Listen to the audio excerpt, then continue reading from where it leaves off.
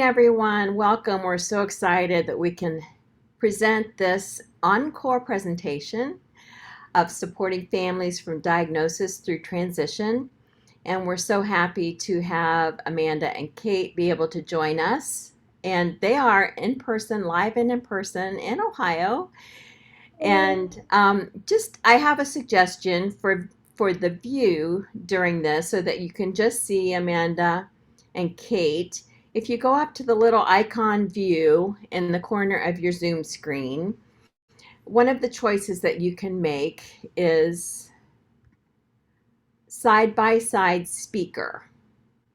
And so I'm going to recommend that you do that, and then you can adjust your screen so that you can make Kate and Amanda bigger and the slideshow smaller to your viewing pleasure.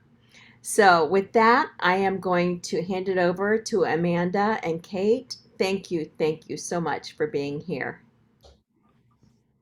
Sure. Yeah. Hi, everyone. Welcome. We are so happy to be here. We're actually in Marion County. The Board of DD let us use their conference room, and we are happy to be here together talking to you all. We did this presentation in December, if any of you were able to attend the annual convention, and Susan so graciously asked us to come back and do it again, and we are so thrilled to be here. B, if you want to go to the next slide.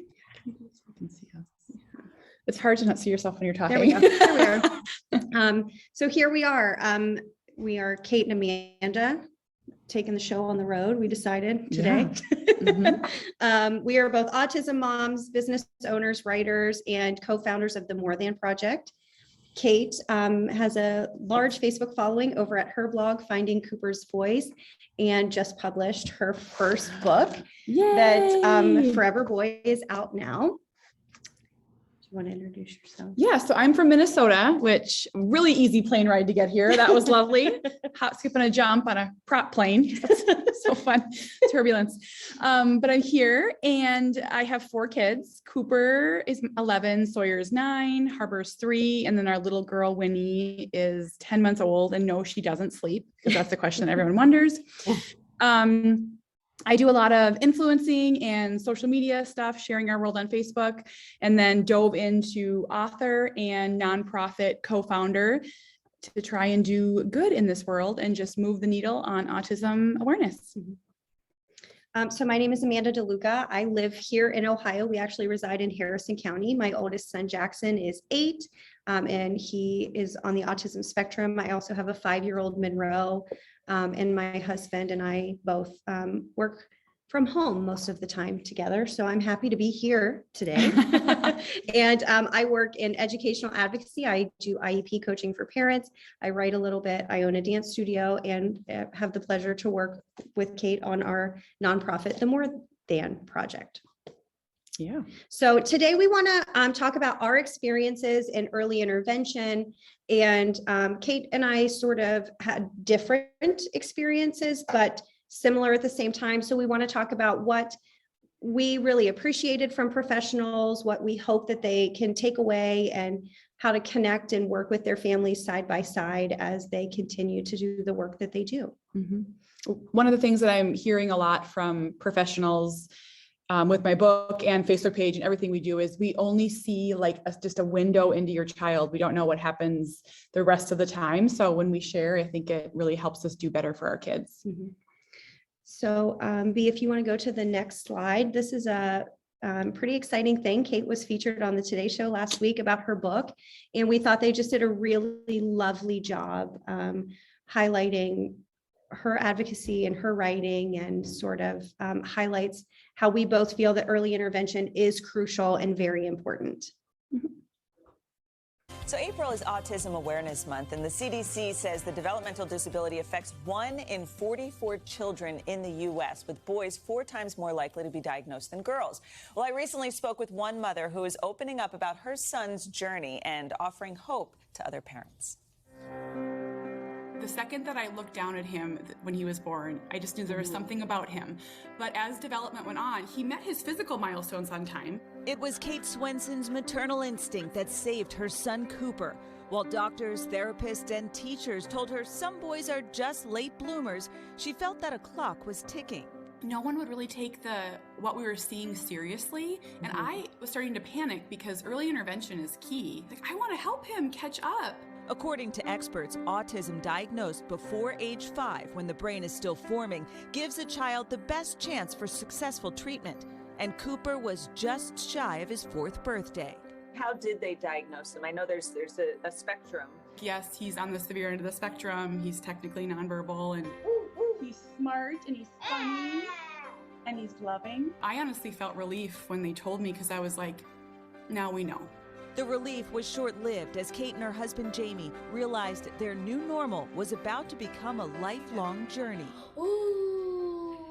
In her new book, Forever Boy, Kate writes about her son's invisible yet severe disability, one that made him look like every other child, but only on the outside. Once you got the diagnosis, what did you think your future would look like? I remember sitting there like, okay, there has to be more. Tell me what to do now. No one would. The struggles were often intense. Cooper didn't speak. He ran away. He banged his head and was aggressive because he couldn't communicate. I really had some low points where we were dealing with those aggressions, and I was really lost. When Cooper was 2, Kate found out she was pregnant. Her son Sawyer was born without autism. Did you have reservations about having other children? We wanted more babies, and we didn't want to let this scare us to not having it. Buzz. But life with Cooper, who now could not socialize or be outside of their immediate family, drew Kate to a breaking point. It's just really hard. She began sharing her struggles in online blogs and videos called Finding Cooper's Voice. I just want him to be happy. And most of the time, that is enough. The secret world of autism is unbelievable. Her raw and honest posts helped create a supportive community for other families with autistic children. You just gotta keep trying, keep hoping, realistically hoping. How do you find the strength and the motivation to keep trying so hard? I was missing Cooper's life. I was missing it being sad. I was missing it waiting for this to get better. I was like, I have to change the way I look at this. And with that realization came another seismic change in the Swenson family. Jamie and Kate divorced. I really felt like I was carrying a lot by myself, because while my husband was very hands-on, he was just a little bit behind in the autism acceptance, which is very common in couples. So I needed to do it alone. After 2 years apart, Jamie and Kate remarried and added 2 more children to their family, a son Harbor, who is 3, and a daughter, Winnie, who is 10 months. Can I get that one more time? Today, after years of intensive schooling, therapy, love, and very hard work, Cooper is an 11-year-old 5th grader now communicating with a tablet. And while it's not his actual voice, the words and phrases are sweet music to Kate's ears. He's gonna have this great life. He's gonna do so many things, and I hope that the world can learn to see that those things matter too.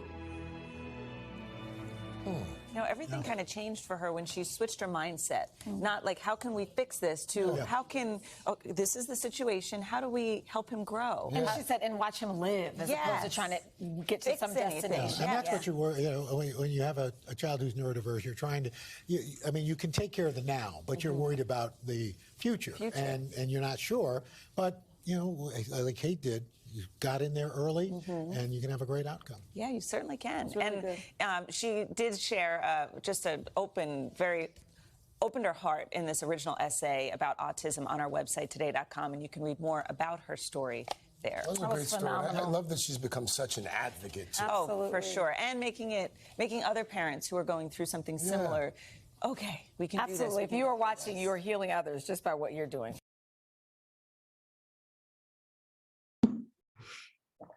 B, if you want to go So to the April is next one. autism aware. Is there anything you want to say about that interview? I was a little nervous about sharing our story on such a national level, thinking that they may not cover it right. I mean, it's a really important story and it's a journey from start and it's not finished yet. And I thought they did a really nice job capturing the beginning to where we are now, highlighting the struggles, but positively. Yeah, they did a great job. So this quote is taken directly from Kate's book, and I think it's beautiful. You and your baby are destined for a world different than most. It will be hard at first. You will experience suffering, struggle, and sadness, but eventually you will overcome it and catch a glimpse of the unbelievable joy they bring to your world. You will come to understand, in fact, you are the lucky one, but in the beginning, well, it will nearly break you.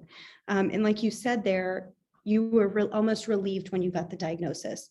And there's still a process of grieving and acceptance and coming to terms with living with a child with different needs forever. But it's a little bit of a breath because you can start to work through that. And teams like EI and schools and therapy can start to come into play.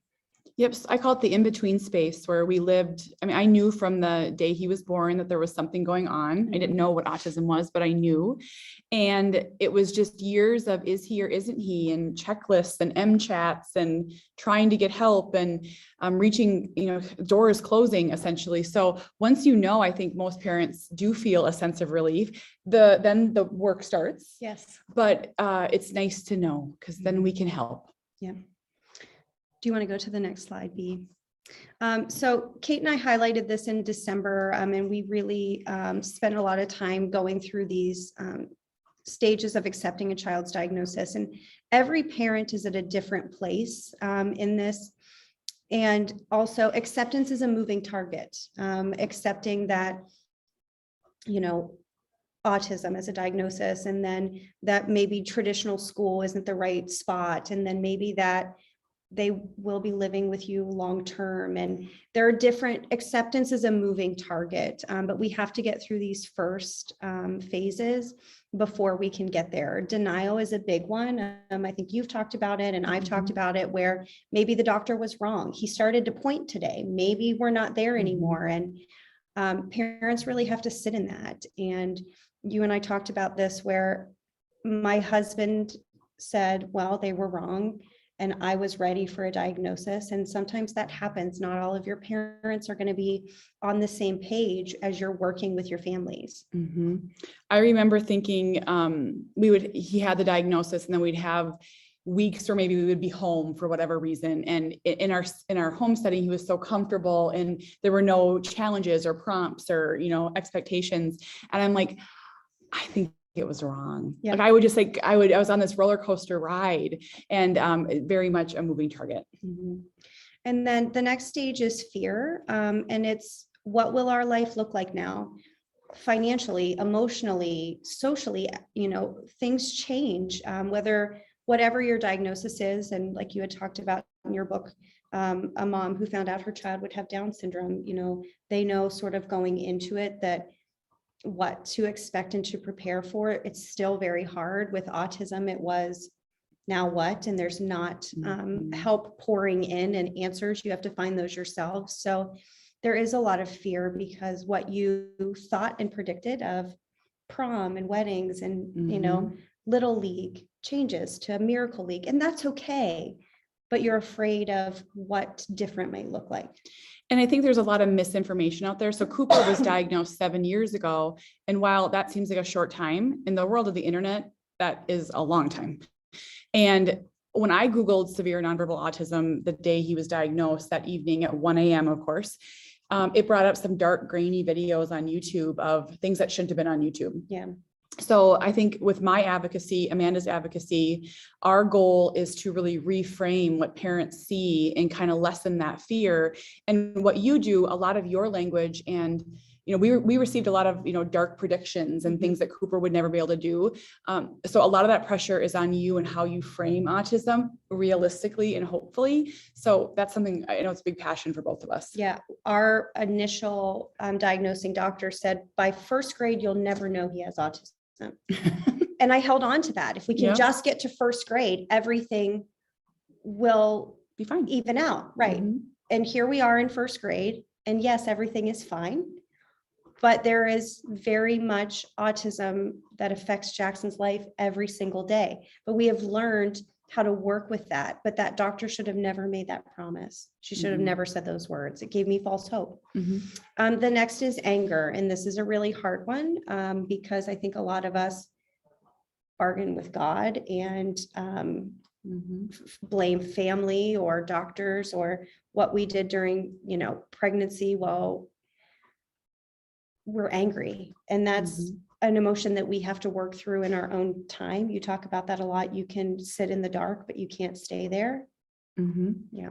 And a lot of, I see a lot of parents who have never taken time to process that anger, which is actually just grief. They're one tied up together. Yeah. I think it really impacts their own mental health and their living of their own life. It's really important to accept where we're at, where we're going, and learn to be okay with that. Yeah.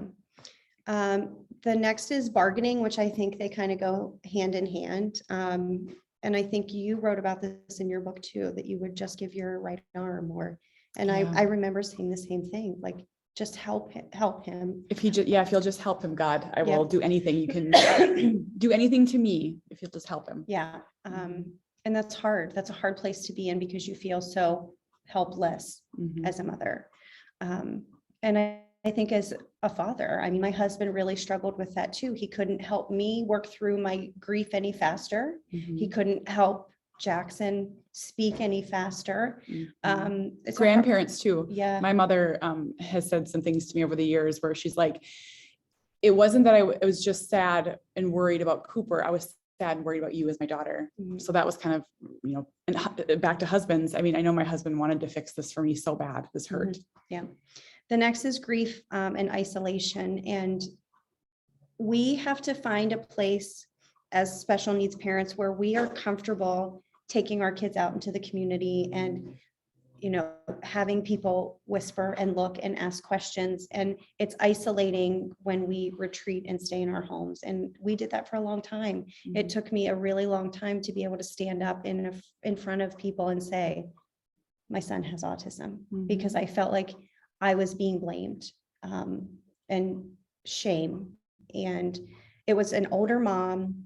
I don't want to say that. A mom who had an older child than mine, who came to my house and said, I am not ashamed of autism and you shouldn't be either. And she changed my life because I was ashamed that we were different and I didn't know why and how. And I was still working through that. Yep. I've called isolation the silent killer of special needs families. So my husband and I are very social people. We love to go and do and be with friends and family. And as Cooper's needs became more intense, suddenly we retreated into our home and locks went on the doors and alarms and fences went up and we watched the world from through our window. And that isolation for a person who isn't sleeping, probably not eating the best, getting exercise, it's very hard and it's something to be aware of, I think. I was on a college diet again. I think it was whatever was quick and convenient. It wasn't well planned and and then the last is acceptance. And I think we're both there. And we've been in this, you said 7 years. I think this will be 6 years. It takes time. And it takes awareness and conversations and networking and feeling and talking. There's a lot that goes into that. So I think it's important to remember that while you're working with families who have just received a diagnosis or are just starting to receive services for their child, that they're in any one of these phases, but 6 will take time and you can't rush it. And I get asked every day by parents of newly diagnosed kids, how do I get to acceptance? And it's a path you have to walk alone. Even if you have a community of people and family, you have to walk it and you can't rush it. But I will say finding other parents makes the world of a difference, because then you realize you are not alone. Your struggles are not just yours. And that's a very important piece. Yep. Do we want to read now or read later? Do you want me to read now? Sure. Okay, I have a little excerpt from my book that I'm going to read about. So our story, Cooper's hardest years were from 3.5 to 8. That's when we kind of just saw a big progression and all the struggles. And like the video said, my husband and I got divorced. I was living alone with 2 kids. I was working full time, and just really dealing with aggressions and that sort of thing. So eventually we had no good days. We had okay days and hard days. We had days where we survived and days when I didn't fail. Like many kids with autism, his development bounced between being frozen in time or going backward instead of forward. I was forced to lock my house down with us on the inside, only leaving to go to work and therapy. Car rides weren't safe. Walks weren't safe. Being in crowds wasn't safe. It was as if we disappeared from our life. We weren't forgotten, not entirely. Friends and family still called. I still texted and shared pictures of backyard picnics and epic forts on Facebook, but eventually people stopped asking about Cooper. It was subtle at first until it wasn't. I asked a friend once, many years later, why she stopped asking about him, and her answer was, I didn't know what to say anymore. You were just so sad, and I didn't know how to help. It was easier not to ask. As time went on and our world got more isolated and restricted, I started questioning my own strength and resilience to finish this race alone.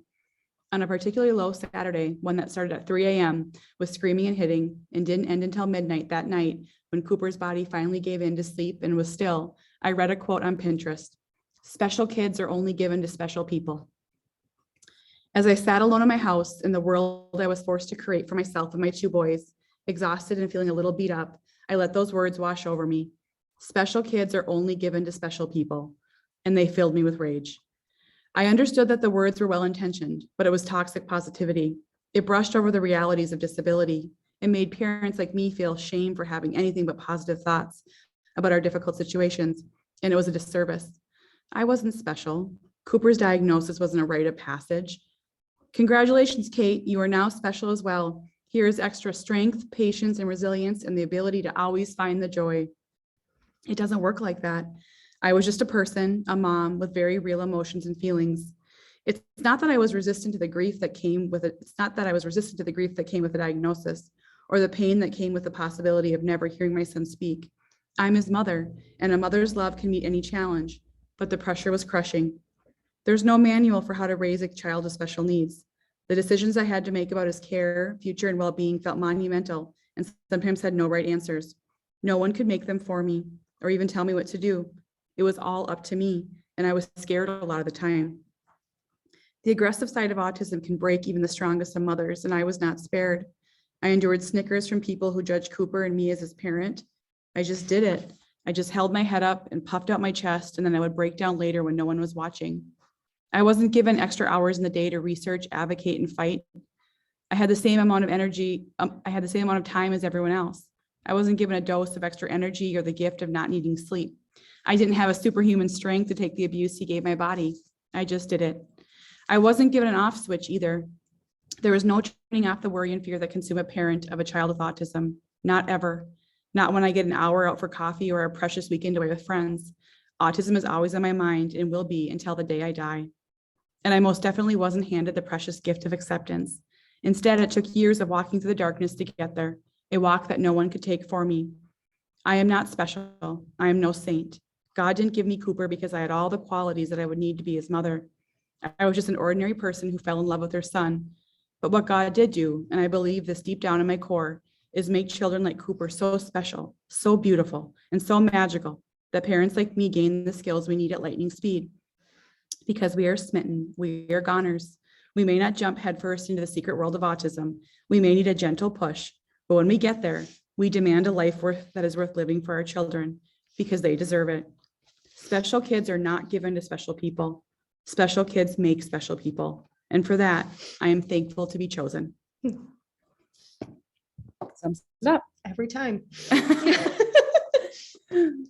So I think that sort of embodies what we're trying to say here for everyone, is that you have to walk the path, like Kate said, and we have to bargain and mourn and pick ourselves back up and dust ourselves off and learn how to walk forward, because it is a beautiful life. B, if you want to go to the next slide. So we want to talk about our early intervention experiences and how sort of all of this ties together, and what we experienced as parents, what made differences for us. So how we timelined this for us was sort of the evaluation for services, receiving in-home services, and then transitioning out when the child turns 3, because that was the age both of our children were transitioned. Next slide. Okay, so evaluation for diagnosis and services, and we actually, I had a conversation about this morning. Jackson continued to fall in the gray area. We struggled to get a referral. He stopped talking. He stopped responding to his name. He wasn't engaged. And my doctor said, he's just a boy, he'll talk when he's ready. But helped me grow, helped me secure an evaluation to get my child evaluated and a diagnosis, which we needed for services. So it took us longer than it probably should have, but we did get there with their help. This quote was also from your book, Kate. The earlier we can get these kids help, the better. Early intervention services are vital. We know this to be true. The research shows that the sooner a child gets help, the better their future looks. Some professionals even refer to it as a window of time, a window that closes. Yep. So our story, first time mom, little meatball of a boy, not babbling, and honestly, a difficult patient at the doctor. Yep. And I would continuously say, something's going on, something's happening, he's not babbling. And I was met with, you're a first time mom, he's a late bloomer, boys talk later, just really met with resistance. And that can be so hard for a parent who knows that, well, who doesn't want to be seeing these things, but is met with resistance and just not being validated. We ended up doing private therapies before the age of 3 because we couldn't get any help and had to pay for them out of pocket. It was so expensive. We didn't have any money. We were putting $200 speech lesson or appointments on credit cards, and very hard. Did the Help Me Grow in Minnesota, had teachers come into our home, and Cooper was so not interested and would run the whole entire time. And I would feel, great ladies, but I would feel like a lot of pressure of like, blow the bubble. He would not though. Mm-hmm. So we ended up entering the school district at age, right when he got that diagnosis. It was about age 3.5 to 4. He wasn't getting the help he needed at home. Mm-hmm. So I think it's important to remember that some of your parents have not been heard until you walk in their door. So you could be the first person who is listening to them and validating their worries and really lifting them up and walking them through. And that's an important role as an EI provider to really honor that relationship and help us through, because we need you there just as much as our kids need you there. Well, I would even say you're there, in my case, more for the mom than for Cooper. I mean, I just needed someone to hear me and see what I was seeing and just be there. And I think that's probably not expected or thought of when you think of that role initially. Well, and when they came, I'm like, I'm going to walk into the kitchen for 5 minutes and make a hot cup of coffee. I will be right back, because Jackson wasn't safe to leave in a room by himself. So I'm like, I could walk out, collect myself, and come back and then be present for them. And like you said, they're there just as much for us as they are for the child. So next slide, B. So providing in-home support. Oh, look at Cooper. Cute. Those So boys. cute. Go ahead. Parents will learn early on that it can feel challenging to overcome the barriers that come with raising an individual with a disability. Having someone involved that will help bring ideas, listen to their challenges, and connect the parents to resources is exactly what they are often searching for. I remember at this period feeling so lost. We had a diagnosis. We got home and I was like, okay, now we're going to help him. It's all going to come on, let's do it. Let's do all the things. And nothing really changed because we were already doing speech and OT, and we were in the school district, and it was very much a hurry up and wait, very angsty time for me. And I wanted more. Like, I felt like I wasn't doing enough. Did you feel that way? Yes. And I sort of felt like, well, they're here to do therapy. What am I supposed to be doing? So we highlighted in here, inviting the parent into the session, modeling, giving detailed explanations of what you're doing and why. That invitation in helps us know what our role is and helps us connect. Jackson didn't want to connect. We had to learn how to get to his level and see things the way he was seeing them. And we really needed help and hand-holding through that. And, establishing consistency. I knew they were coming every couple of weeks. I could get my questions ready, because at the beginning, you're still sort of gathering your thoughts and getting your footing, but I knew there was always going to be someone there to help guide us along. And I was so grateful for useful tools. We were new to the world of autism, I think, as most are, and we didn't know that timers could help, or visual schedules, or any of that. So I was open to every suggestion. I think I was on Amazon buying everything that's suggested immediately. Yep. And then I'm not like every parent, so some will disagree with this, but I loved having homework and being told what we could work on, because I wanted to help him so much, but the traditional of sitting down playing wasn't going to work. So I loved when I was getting ideas of ways to help Cooper.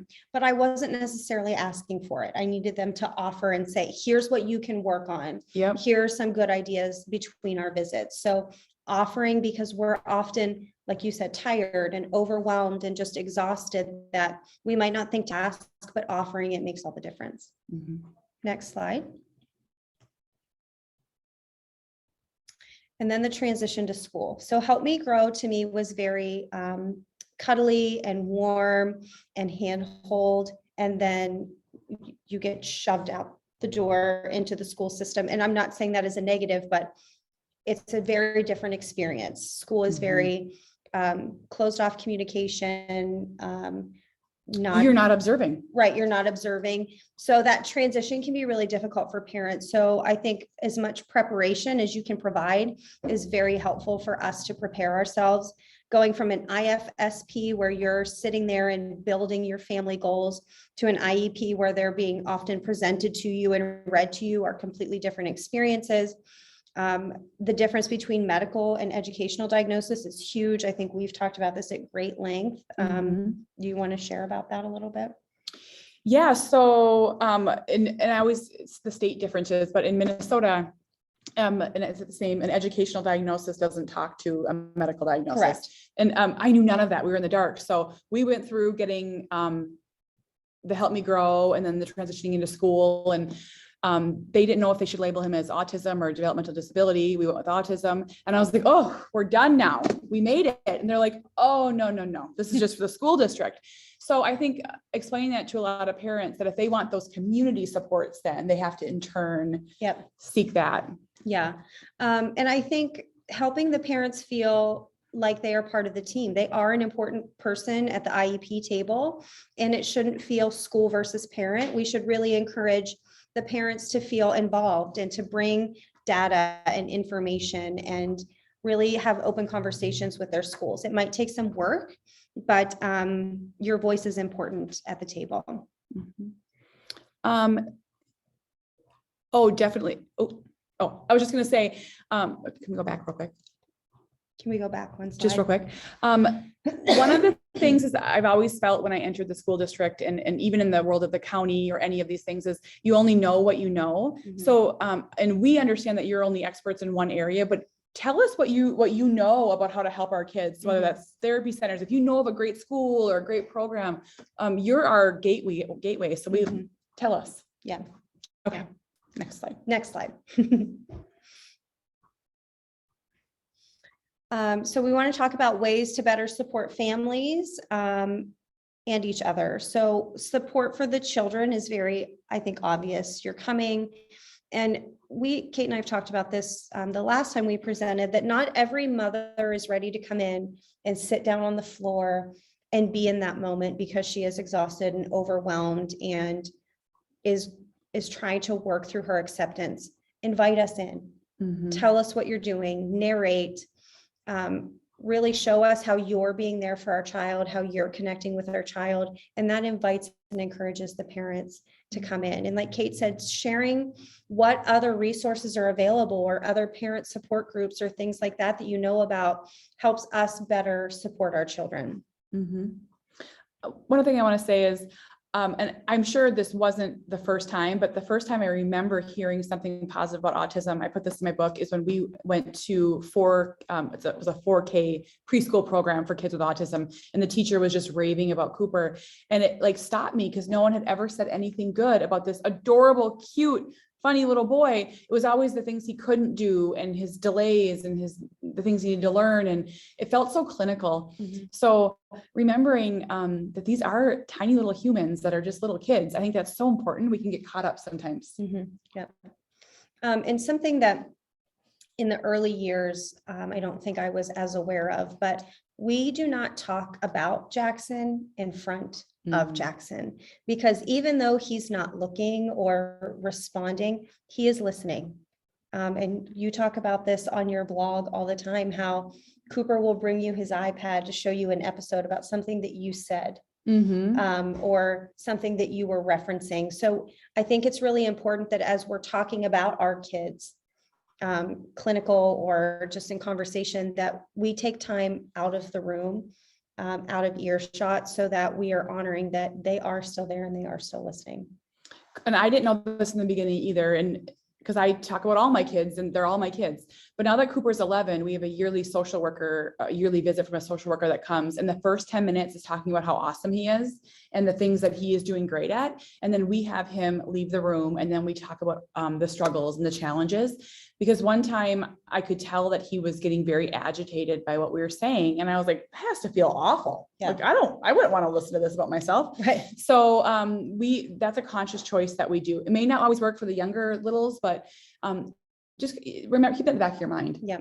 The next is help for caregivers. So like Kate said early on, sometimes you coming for a visit was just as much for our support as it is for directly working with the child, because we have questions and overwhelm and we need to talk to somebody and vent a little bit. And sometimes we have to take a break from venting to our spouse or our significant other and vent to a third party. Enter EI. Yeah. The other two are support for special needs siblings and assisting with your coworkers, which I think are both important. The one I'll touch on is special needs siblings. So my boys are 2 years apart. Whenever early intervention would come to our house and sit on the floor and Cooper would never pay any attention, my younger son would be like stacking the blocks and doing the puzzles and like became like advanced at the time because he was getting so much free therapy. It was amazing. But I always thought it was really special when he was acknowledged. I know he wasn't the client, but it was just so nice because, it can be hard for these kids sometimes. Well, and, Monroe and Jackson are about 2.5 years apart, the same. And she says, so who's coming today? Are they coming for Jackson or is it my turn? Like they want to be involved because so much of our time is dedicated to our children who have more challenges that we need to remember to acknowledge and work them in if we can, because they really get a thrill out of that. And assisting each other, I think, is really important. We as special needs moms get so much input and good ideas and support from other moms who are going through it. You all need that too, right? I mean, teachers and therapists, and we're all experiencing burnout still coming out of this pandemic and overwhelm. And there are lots of ideas being thrown around and things that we, want to look at and explore. And you guys are great resources to do that for each other as you're working with our families. And we recognize my son's challenging. He can be very challenging. He's going to be a little stinker. So we understand the burnout.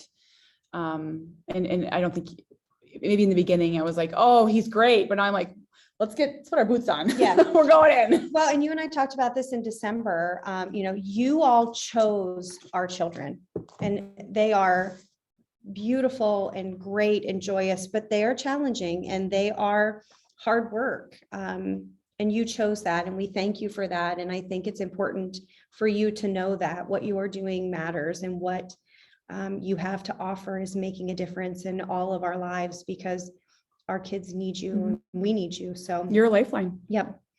Right. Next slide, B. I wonder if we should skip this. Do you want to? Okay. Kate would like to skip this one.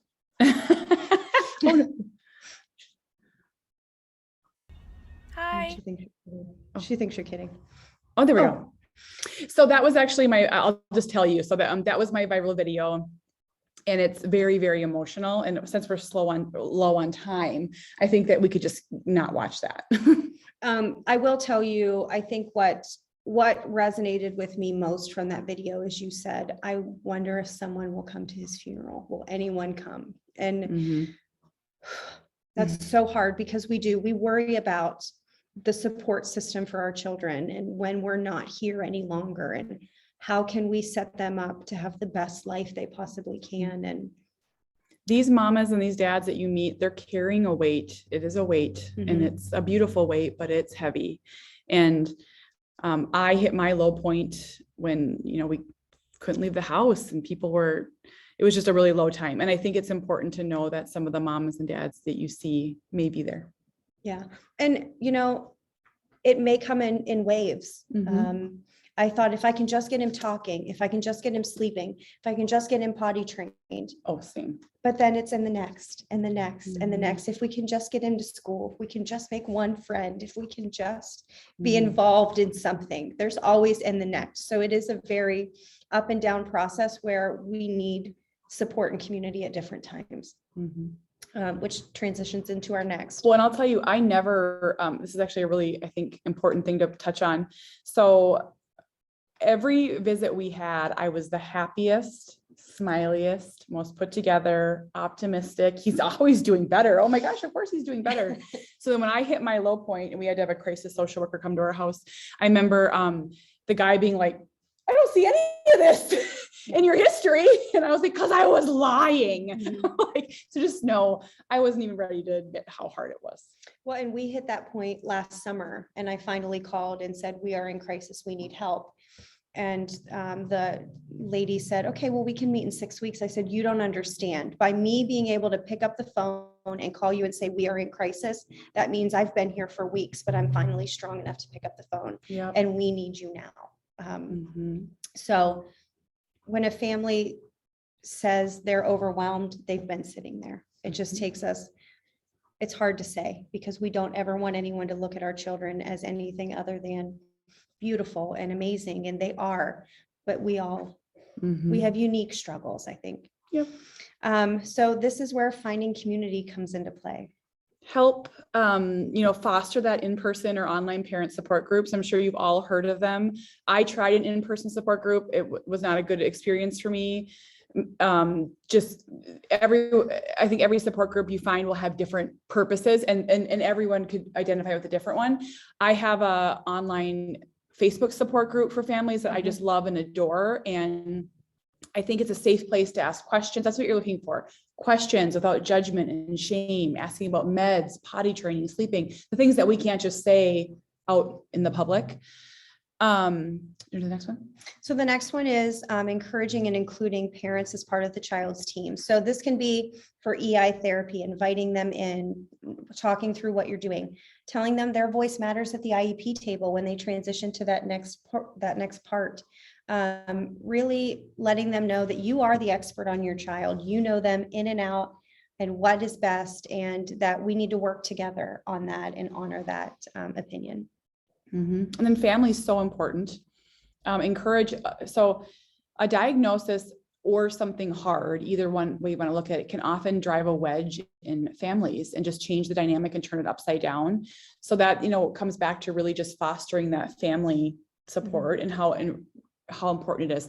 You're going to encounter a lot of single parents. You're going to encounter a lot that don't have any help. We lived very rural. We had no one near us, and a phone call doesn't always just cut it. So this is such an important thing, not always attainable. And I think to just touch quickly on in your Today Show interview where you said you and Jamie divorced and got back together, not every parent is going to reach acceptance at the same time. And my husband and I were the same way. We were not there at the same time. So you may be supporting a mom who has a husband who's in denial and she's moved beyond that, or vice versa, or a mom who lives with grandma and grandma's not accepting, and you may be working through a lot of moving parts, but letting that parent know that you see them and you hear them and you are there for them can mean the world of a difference.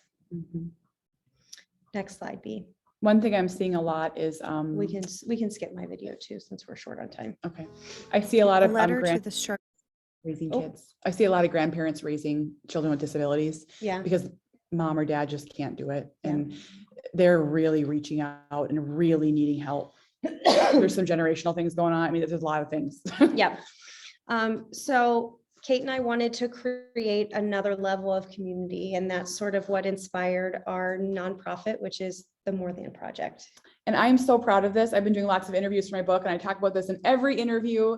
Amanda and I firmly believe that we have made it through so many of the emotional sides, and we know what parents are going through. So we want to help them. So we started with More Than a Caregiver, and that was providing mental health counseling to caregivers, moms, grandmas, whoever is providing the direct support. Moved it over to, and then it transitioned into More Than a Sibling, which is so important because we know how, sibling kiddos don't always get what they need.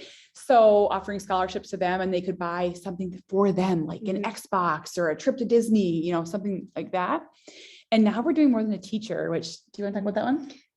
B, if you can go through the next 2 slides really quick. I think the Sorry, next, I got excited. it's okay. I think this one talks about more, here we are. So our initiative now is More Than a Teacher. And when we looked at the More Than project, we were so focused on the caregiver at the beginning. And then we wanted to think about who is supporting the family as a whole, who's supporting, the caregiver and the child. And a lot of times that's the teachers and the therapists. So we are now doing a bracelet fundraiser, which is, we'll talk about that here in a minute, but the mission is very cool. And we are going to provide sensory spaces to teachers who do not have that in their school, because we know how important it is for both of our kids to do a corner or a hallway or a room or whatever they have the space for, so that they have the means to support their students as well. Do you want to go to the next slide, B?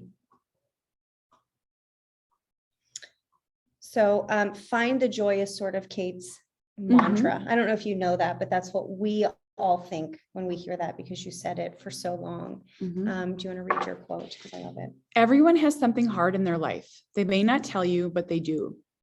No one is spared. Ours is autism, and we don't get to choose it. Life doesn't work like that, but we do get to choose is how we respond to it.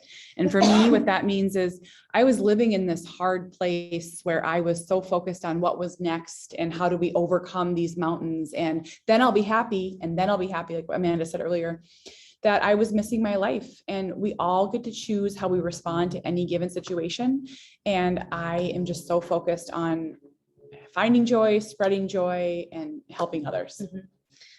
Mine says, because of the struggles we all had, so much growth, we all have had so much growth as people, and he made each of us better for every lesson we've learned.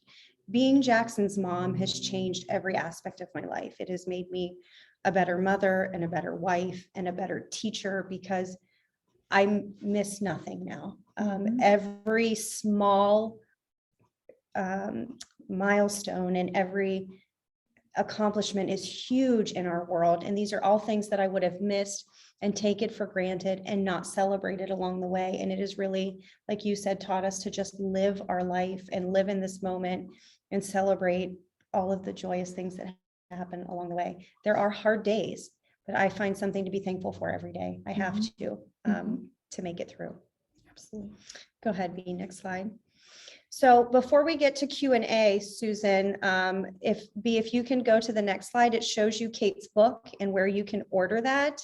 That Yay. QR code will take you straight to Amazon. Kate has hit several of the bestseller lists this week and is doing lots of interviews, and her book has been a lifeline for so many of us. My grandma has read it, my mom has read it, my sister, my cousin, my husband has. It touches everyone in some way. It's so relatable. And I think it's a great resource for parents who are seeking support. And if you want to just get a glimpse, it's not, I keep getting asked this, like, is it a checklist of diagnosis in black and white? No, it's stories about our home, our life, how we made it through. So if you're looking for a glimpse inside, it's great for you as the provider. And then if you need a book to recommend to some parent who is struggling, I think it would be great. And then B, if you go one more slide, this tells you it is available as an audiobook, Liz. It is, it's my voice. So our current fundraiser here is the I Am More caregiver bracelet, but really it's great for caregivers, teachers, just anyone in general. Do you want to talk about the Spotlight Project? Because it lights you up a little bit. When you it does. So I was approached by this woman, Rachel Duffy. She runs the Spotlight Project. She's a physical therapist in New Jersey, New York. Yeah. And she saw that there was very limited work opportunity after 18 or 21, whenever these kiddos like Cooper transitioned out of school. So she created a company because she's amazing. And it's important work, meaningful work, well-paid work. They design, create, market, promote model Yes. bracelets. It's adults with intellectual disabilities and physical disabilities. And we partner with them to design the I Am More bracelet.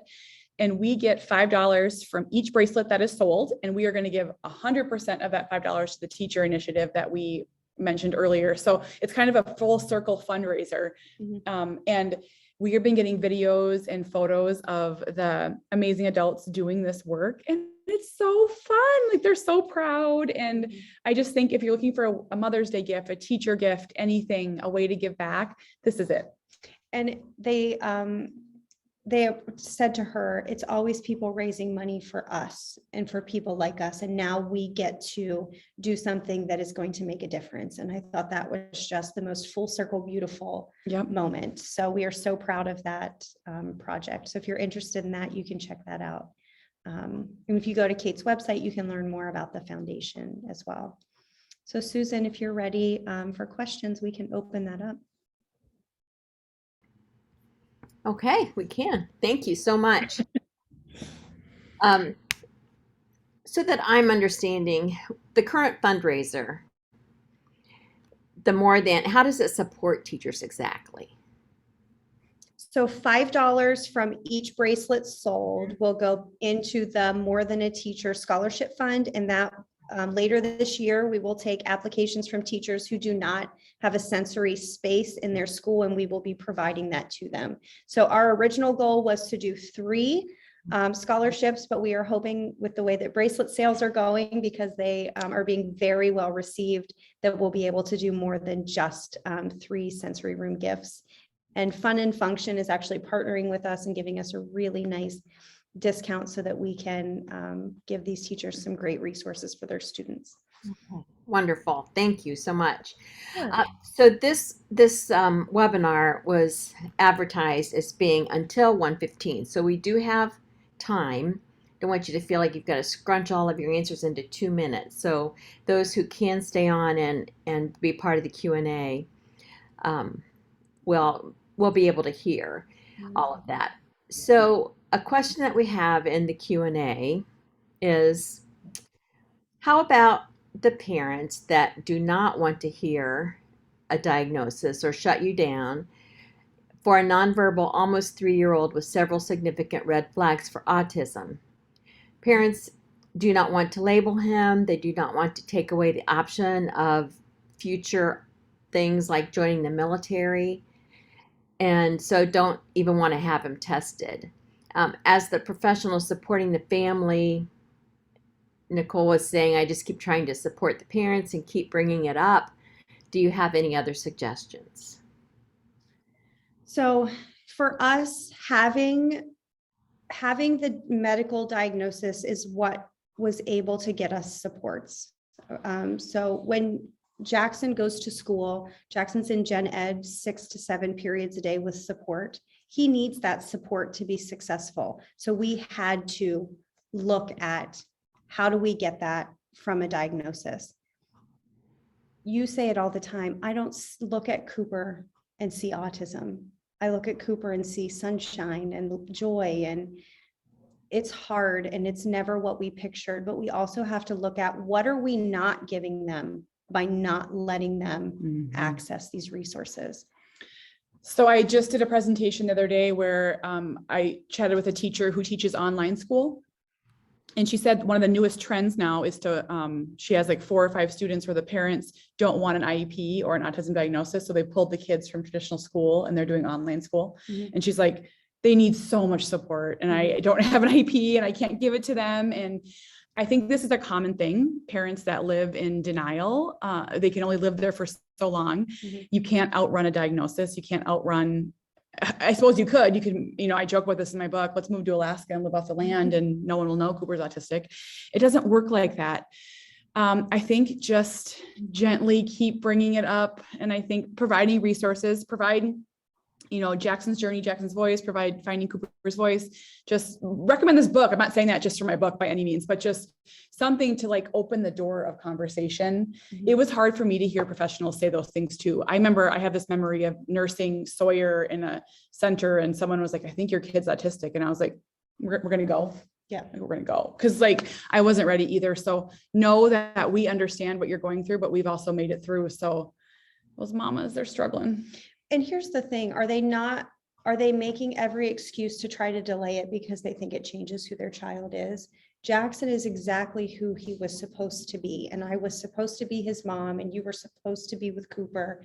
And it is a lot to take in, but we have to learn how to live so that we can help them instead of holding them back. I'm sorry, that's not a black and white answer.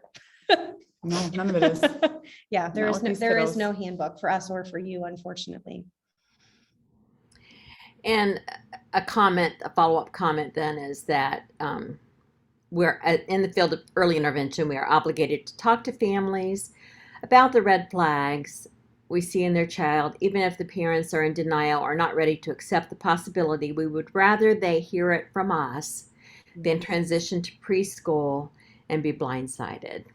So, And here's what I see with a lot of kiddos who, are transitioned without a diagnosis and a team who is listening. They're labeling these kids as bad behaved kids, and they're putting them in a classroom where they're not properly supported and they're not getting all the chances that they can have to be successful in the school classroom. Jackson needed behavior support in the classroom so that he understood how to learn.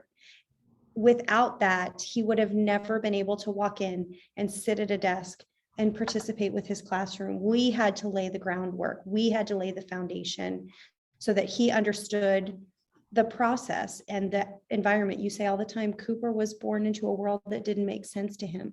We have to figure out what can we put in place to help it make sense, to ease their frustration. thank you. A question that I had, Kate, when you were talking about the importance of family support and parents supporting each other, you mentioned that you went to an in-person support group and it wasn't a good experience for you. Can you expand on that a little bit? Not necessarily in terms of why it wasn't a good experience, but what can we do to make it an okay or a better experience? What would have made it successful? So this was a parent-led group, and I was very much looking just to talk about autism. I really wanted just to find other parents. It was simple as that. I didn't know any other parents.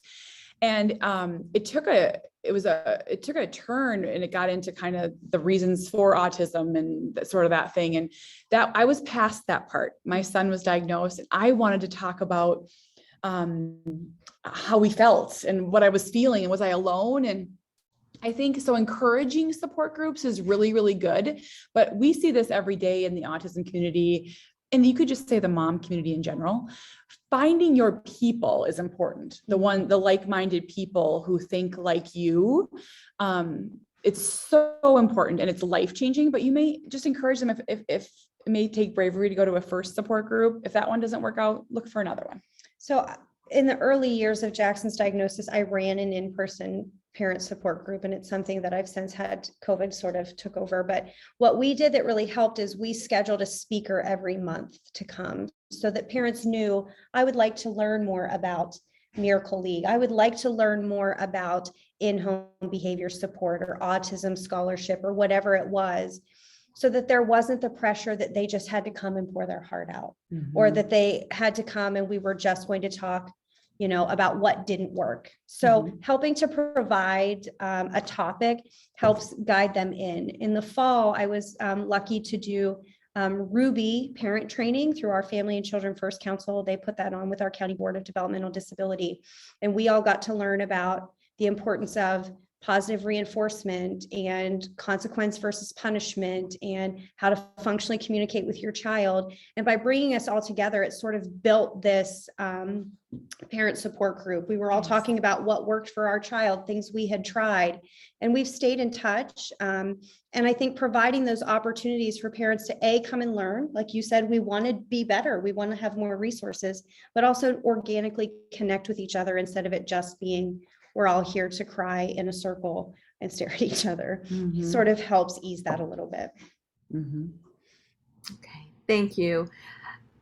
Another question.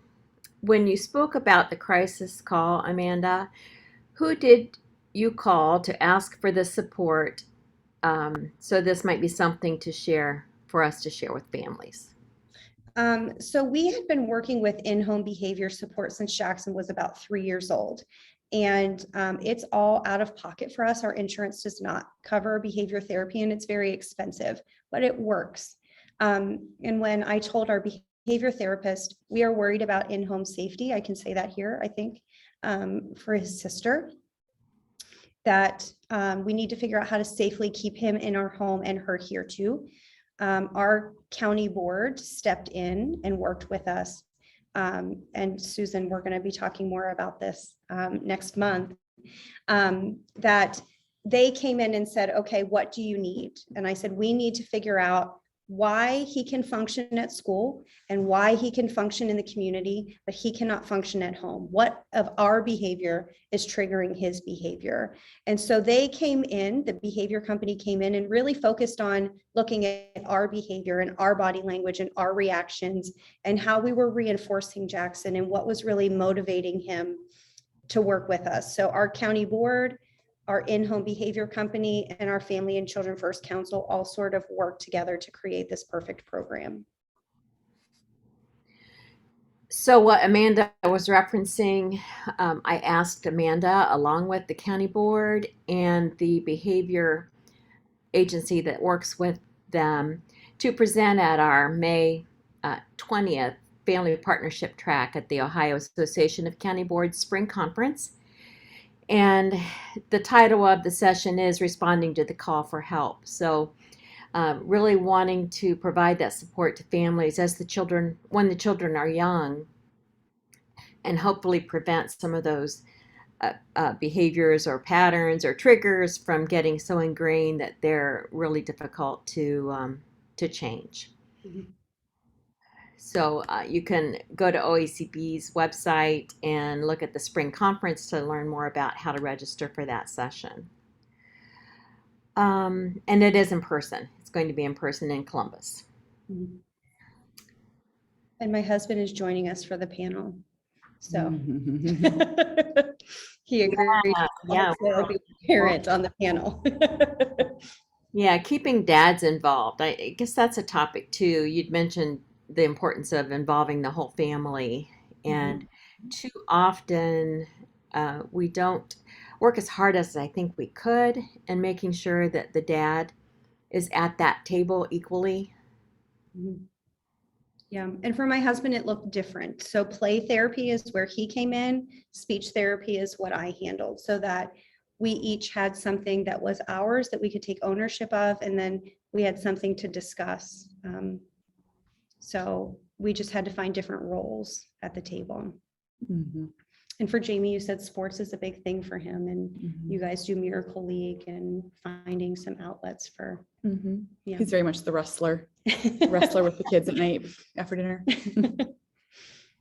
Another question. When you spoke of, no, wait a minute. My questions are moving around. Okay, let me see.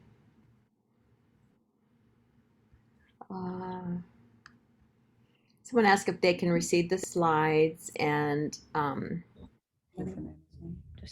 we will have you address that. Oh, here it is. Okay. What are some positive ways to respond to a parent when they ask you, is this a lifelong thing, and will he be bullied in school? Well, I think so. We're entering middle school next year, which is I'm terrified of.